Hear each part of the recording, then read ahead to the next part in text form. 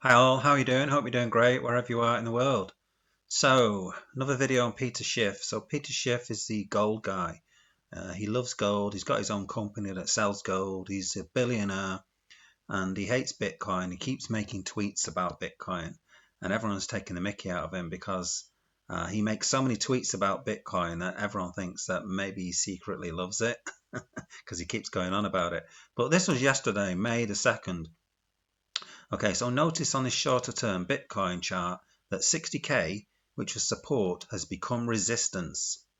Bitcoin is forming a short-term head and shoulders top with the head just under 60,000, the shoulders around 58.5k and the neckline just below 57k.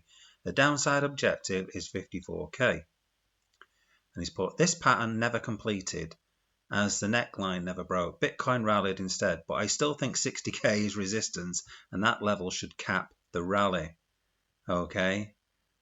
Meanwhile, a day later, and here we are, 62 plus it reached. Okay, it's over 61.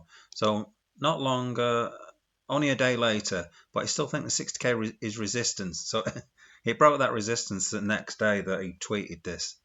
This guy's an absolute comedian, and to be honest with you, he should be reported and his account frozen because if people look at this, they start thinking that Bitcoin's on the way down, and then they miss opportunities like this where Bitcoin has gone up. So don't listen to this clown, guys. He's just trying to sell you, I would say fool's gold, but it's actually real gold. But I think you'd be foolish for buying gold personally, but not when you've got a better asset like Bitcoin. Anyway, that's my thoughts on Peter Schiff. Let me know in the comments what you think. Don't forget to like and subscribe to the channel. Thanks for listening. Have a great day.